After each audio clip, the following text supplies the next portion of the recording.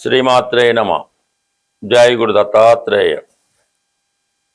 ఈ వీడియోలో మనం మే 17వ తారీఖున మీనరాశిలో సంచరిస్తున్న శని భగవానుడు రేవతి నక్షత్రం మీదకి మారడం జరిగింది. అంటే రేవతి నక్షత్రం అన్నది శని భగవానుని యొక్క జన్మ నక్షత్రం. తన జన్మ నక్షత్రం మీదకి శని భగవానుడు ప్రయాణిస్తూ ఇంచుమించుగా ఇంకా రేవతి తర్వాత ఇంకా మనకి మేషరాశిలోకి శని భగవానుడు వెళ్ళడం జరుగుతుంది.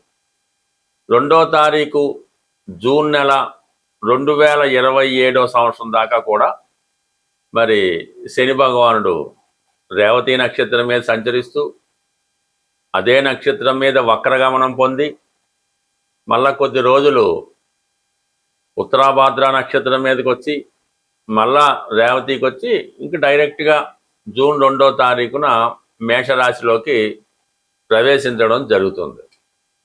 సో ఏదైనా రేవతి నక్షత్రం అన్నది బుధుని ఆధిపత్యంలో ఉన్నటువంటి నక్షత్రం.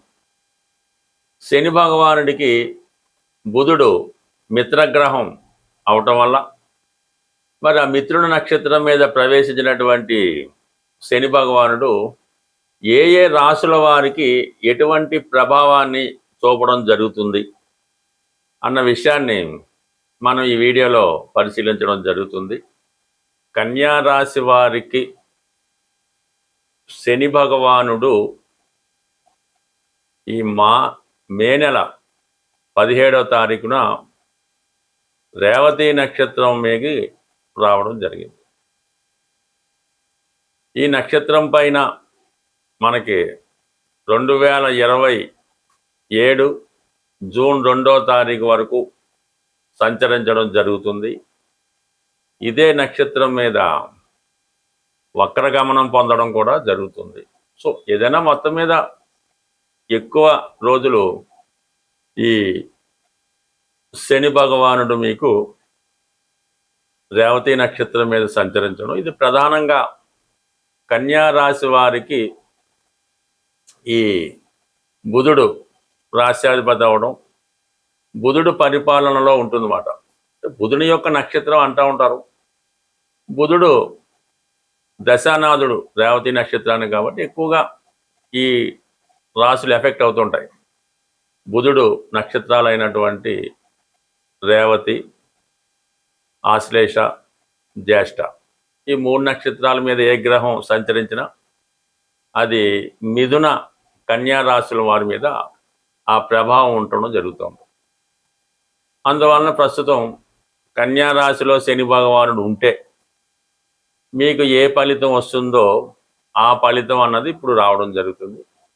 అలాగే దశమ భావ ఫలితాలు కూడా రావడం జరుగుతుంది. ప్రధానంగా కన్యా రాశి వారికి శని మిత్రగ్రహం, షష్టాధిపతిగా పంచమాధిపతిగా రాశిలో సంచరించే ఫలితం అంటే టెంపరీగా వస్తుంది. ఇది డెప్త్గా జ్యోతిష్ శాస్త్రం మీద కొద్దిగా అవగాహన ఉన్న వాళ్ళకి అర్థమవుతుంది తప్ప మామూలుగా ఇది కాదు. కొద్దిగా అర్థం అవడానికి మీకు ఈ విధంగా క్లారిఫికేషన్ ఇవ్వడం జరుగుతుంది. శని భగవానుడు మీనరాశిలోనే ఉంటాడు, రేవతి నక్షత్రం మీదే సంచరిస్తాడు. అయితే మీకు ఎక్కువ ప్రభావం పడుతూ ఉంటుంది. అందువల్ల ఈ సమయంలో మీరు వృత్తిపరంగా ఎక్కువ కష్టపడవలసి ఉంటుంది, అధిక శ్రమ చేస్తారు. కొత్త ఉద్యోగ ప్రయత్నాలు చాలా వరకు ఫలించే అవకాశం ఉంటుంది. ఏదో ఒక బలహీనత మీకు ఈ సమయంలో వచ్చే అవకాశం ఉంది. అజీర్ణ సమస్యలు కానీ ఏదైనా కొద్దిగా దీర్ఘకాలిక వ్యాధులు ఉంటాయి, బయటపడడం కానీ ఉండే అవకాశం ఉంది. అంటే ఇది బయటపడడం వల్ల దాని నుంచి మీరు పూర్తిగా నివారణ పద్ధతులు పాటిస్తూ ఉంటారు అన్నమాట. అంటే ఆ వ్యాధి నుంచి మీరు బయటపడడం జరుగుతుంది. సరైన వైద్యం చేసుకోవడం వల్ల సంపూర్ణ ఆరోగ్యవంతులు అవ్వడం జరుగుతుంటుంది. చాలా వరకు మీ నడవడికలో ఒక క్రమశిక్షణ కనబడుతూ ఉంటుంది. ఎప్పటి పనులు అప్పుడు పూర్తి చేసుకోవడం వల్ల చాలా ఉత్సాహంగా ఉండడం జరుగుతుంది. బట్ ఏదైనా క్రమశిక్షణతో ఉంటారు.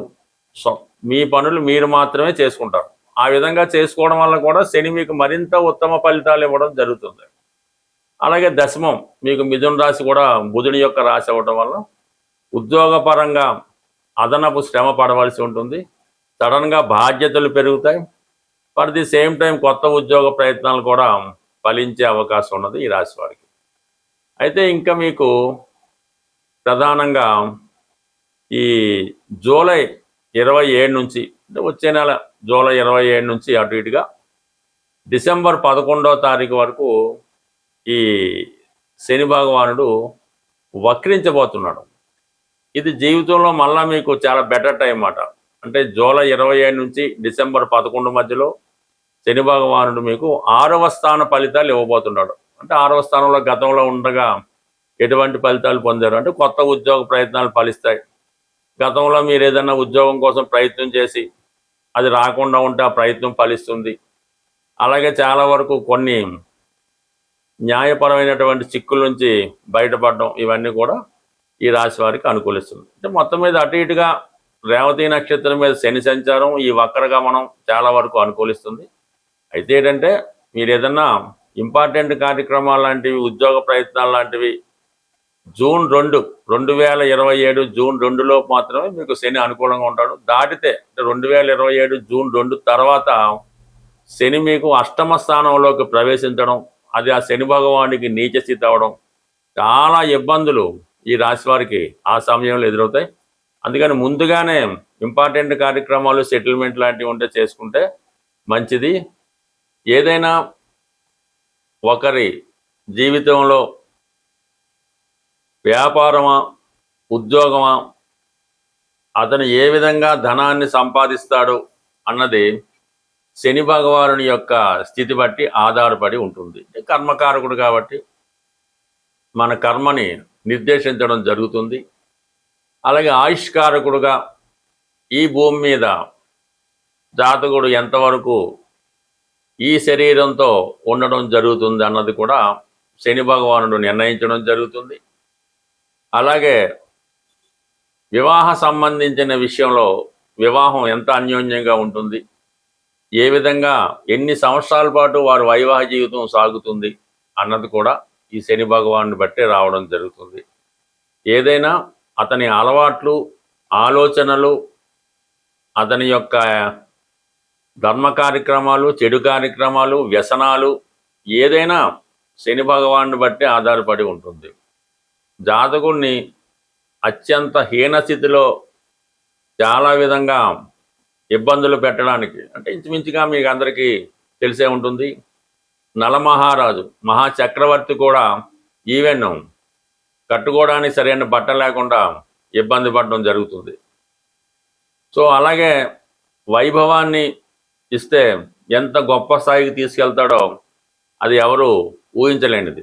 సో ఈ విధంగా ఈ శని భగవానుడు రేవతి నక్షత్రం మీద ప్రయాణించున్న సందర్భంలో ప్రధానంగా ఉన్నటువంటి ఏ ఏ రాశుల వారికి ఏ విధంగా ఉంటుందో తెలుసుకుంటూ మరి ఈ పరిహారం, అంటే బుధుడు విద్యాకారకుడు, వ్యాపారకారకుడు, అందువలన వ్యాపార పరంగా కొద్దిగా ఆర్థిక మాంద్యం ఏర్పడడం కానీ, ప్రజల దగ్గర ధనం రొటేషన్ తగ్గడం కానీ, వ్యాపారాలు సజావుగా సాగకపోవడం, విద్యా సంస్థలు అంత సక్సెస్ఫుల్గా నడకపోవడం, విద్యార్థులు కూడా విద్య మీద పెద్ద శ్రద్ధ పెట్టకపోవడం, ఇవన్నీ కూడా అంటే బుధుని యొక్క కారకత్వాలన్నీ కూడా కొద్దిగా ఇబ్బంది పడుతూ ఉంటాయి. అంటే వాటిని లైన్లో పెట్టే, దారిలో పెట్టే ప్రయత్నం శని భగవాన్ చేస్తాడు కాబట్టి. బట్ ఏదైనా వ్యాపారస్తులకు మాత్రం ఇది కొంతవరకు గడ్డు కాలం అనే చెప్పచ్చు.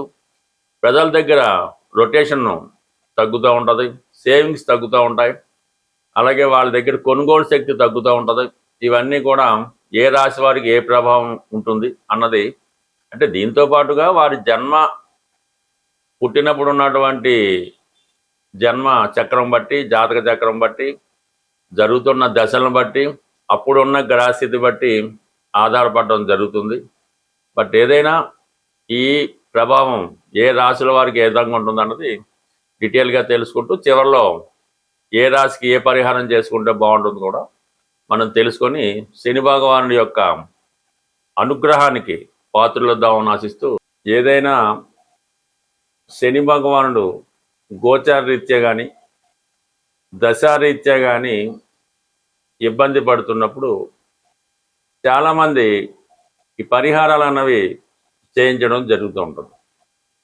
అందులో ప్రధానంగా శని భగవానుడికి తైలాభిషేకం, శని భగవానుడికి జపం చేయించడం, ఇవి నడుస్తూ ఉంటాయి.